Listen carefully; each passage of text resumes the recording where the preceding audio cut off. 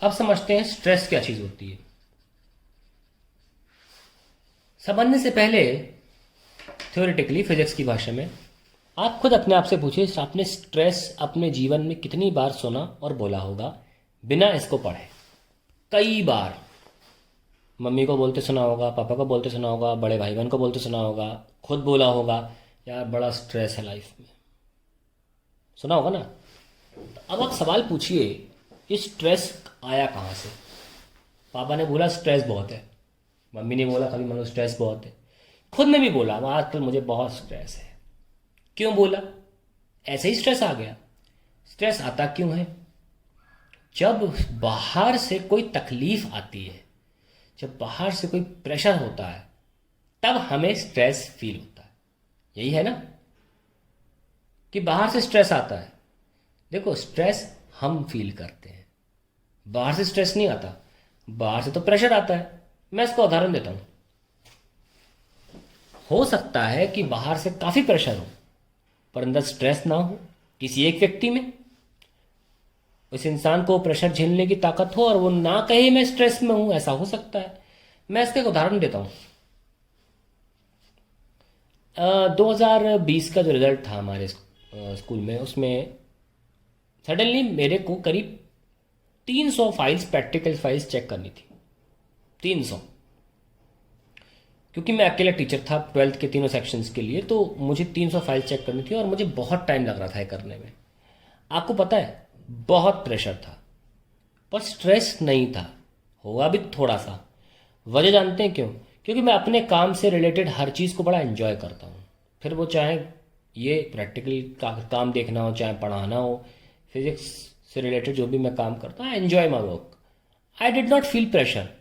ना हो सकता है कोई दूसरा व्यक्ति अगर मेरी जगह होता तो वो स्ट्रेस फील करता है। यानी कि प्रेशर बराबर है पर स्ट्रेस डिफरेंट है। कोई लोग 8-8 9-9 घंटे रियाज करते हैं म्यूजिक में, वो भी तो प्रेशर है कि यार मेरे को रियाज करना है, मुझे कंपटीशन में पार्ट लिया है वो कुछ, लेकिन शायद वो स्ट्रेस फील नहीं करते, है ना। तो आपको अगर किसी ऐसी सिचुएशन में डाल दिया जाए जहां आप एंजॉय नहीं करते, वहां पर वही प्रेशर आपके लिए स्ट्रेस हो जाएगा। यानी कि एक बात सामने आ गई, प्रेशर बाहर से आता है, स्ट्रेस हम लेते हैं अंदर से। और बिल्कुल यही परिभाषा है फिजिक्स में स्ट्रेस की। स्ट्रेस प्रेशर नहीं होता। प्रेशर और स्ट्रेस सेम चीज़ें नहीं है, ये दोनों बहुत अलग चीज़ें हैं क्वालिटेटिवली। इनका आपस में ज़मीन आसमान का अंतर है। यही मैंने एग्जाम्पल दिया कि हो सकता है सिचुएशन में कोई और व्यक्ति शायद स्ट्रेस महसूस करे। जैसे कि जब 3 घंटे की कॉपी चेक करनी होती है एग्ज़ाम की, तो मुझे स्ट्रेस हो जाता है, टू बी वेरी फ्रैंक। हो सकता है कोई इंसान इसे एंजॉय करता हो। वही 50 कॉपी चेक करनी है 70 नंबर की, it's a stressful work for me. It is not a stressful work maybe for someone else. So pressure may be same, but the stress may not be same, and hence that depends from material to material, as it in this case depends, changes from person to person. Stress की definition अब जब मैं लिखूंगा तो आपको समझ में आएगी मैंने एक्सप्लेन क्यों किया। मेरा मेन उद्देश्य यही था कि आप धोखे से भी ये ना फील कर लें, क्योंकि फॉर्मूला सेम होता है, स्ट्रेस और प्रेशर सेम चीज़ें होती हैं, बिल्कुल नहीं होती। Let's write that. When external force is applied on a body,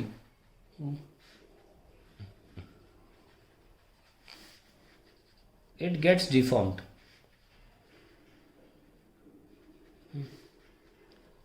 Due to deformation, due to deformation, intermolecular forces, molecular, ठीक है, intermolecular forces inside the body, आप इंटर अटोमिक भी लिख सकते थे, ध्यान रखना, कोई भी लिख सकते हो। Intermolecular forces inside the body develop against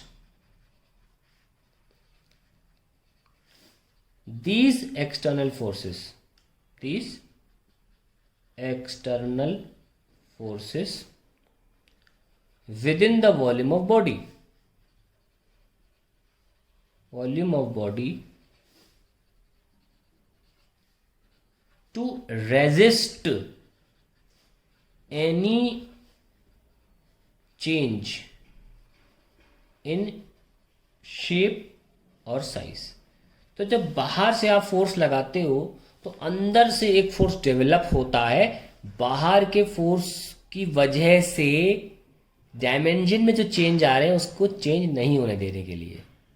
इसलिए बोला to resist any change in shape and size.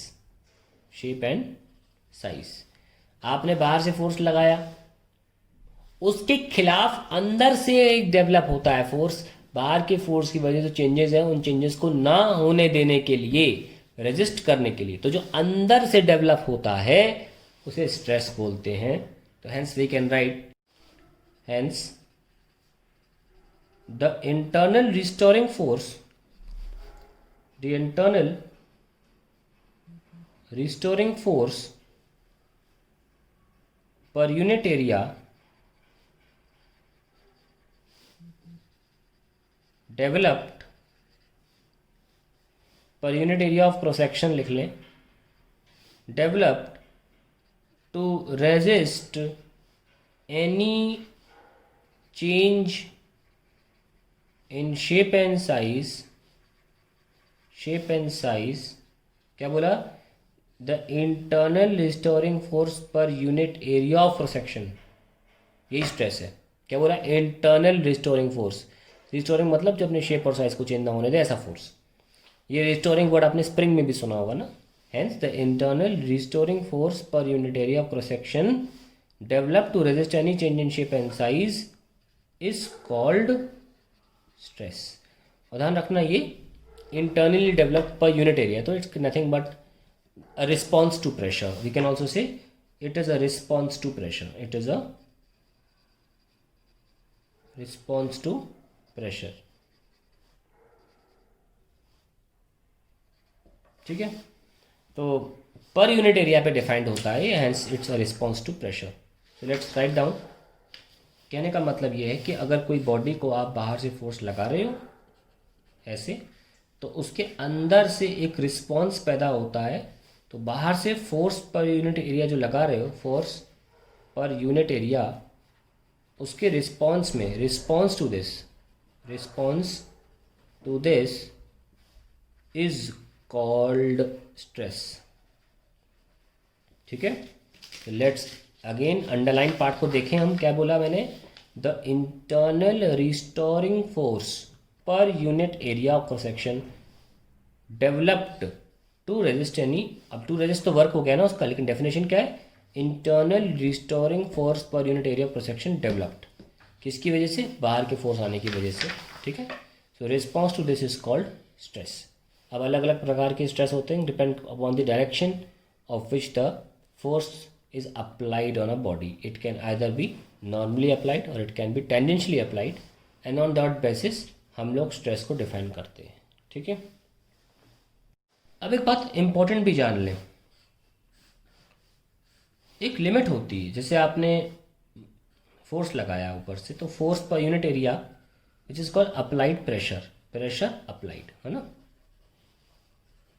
जैसे ही लगाया, एक रिस्पॉन्स अंदर से अपने आप आने लग जाएगा because of the intermolecular forces, जो मैंने यहाँ लिखा भी है कि when an external force applied on a body it gets deformed due to deformation, intermolecular forces inside the body develop against these external forces. देखा, तो इसके पीछे इंटरमोलिकुलर फोर्सेस ही कारण है with in the volume body to resist any change in it shape and size.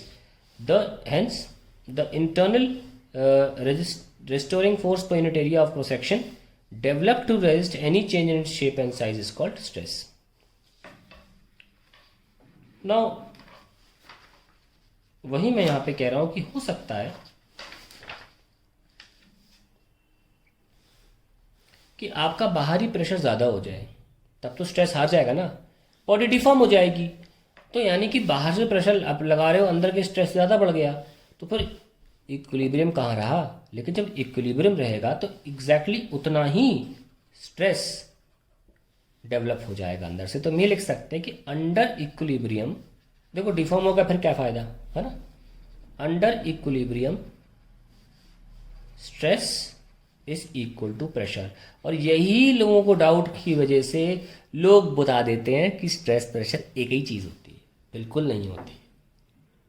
Stress इसके pressure के बराबर हो जाता है जब इक्विलिब्रियम हो, जब बॉडी का शेप चेंज नहीं हो रहा और जस्ट थोड़ा और प्रेशर बढ़ाया तो हो जाएगा।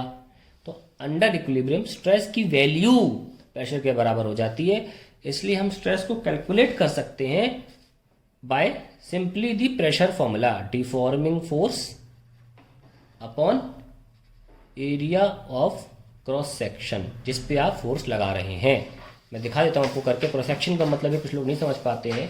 ये मान लीजिए एक सिलेंड्रिकल पीस है, तो जहाँ पे आप फोर्स लगा रहे हो ये क्रॉस सेक्शनल एरिया होता है, ठीक है। सॉरी, कंप्रेस कर रहे हो ना अभी आप, ठीक है। तो ये बाहर से आप प्रेशर लगा रहे हो तो अंदर से एक डेवलप होगा to resist this change in dimension.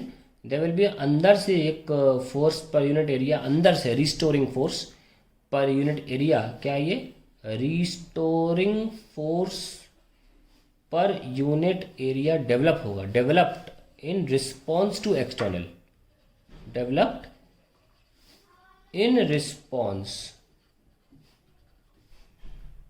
To externally applied force, applied force. इसी को हम स्ट्रेस कह रहे हैं, जो इक्विलिब्रियम के दौरान प्रेशर के बराबर हो जाती है, ठीक है। पर इसका मीनिंग काफ़ी अलग है और आप रोज़मर्रा के एग्जाम्पल समझ गए होंगे कि प्रेशर अलग अलग हो सकता है। अलग अलग लोग उस प्रेशर को शायद स्ट्रेस ना माने, कुछ ज़्यादा माने, कुछ कम माने, कुछ बीच में माने। इसलिए प्रेशर और स्ट्रेस प्रेशर और स्ट्रेस डिफरेंट चीज़ें हैं और ऑब्वियसली जो स्ट्रेस होता है वो मटेरियल डिपेंडेंट डेफिनेटली होगा ही होगा। और ये ज़रूर लिख लें यहाँ पे कि ये अंडर इक्विलिब्रियम है। अंडर इक्विलिब्रियम मैथमेटिकली बोल रहा हूँ मैं यहाँ पे, धोखे से भी क्वालिटेटिवली मत समझ लेना, क्योंकि ये तो बाहर से लग रहा है, ये इसके रिस्पॉन्स में है, ठीक है। अंडर इक्विलिब्रियम बराबर हो जाते हैं और ये कोशिश करता है कि ये मेरे अंदर कोई भी डायमेंशनल चेंज ना आ जाए, ना लेंथ वाइज, ना वॉल्यूम वाइज, ना शेप वाइज। और उस प्रकार की फिर स्ट्रेसेस भी लगाई जाती है। अब अगले हम जो देखेंगे वो होंगी टाइप ऑफ स्ट्रेसेस।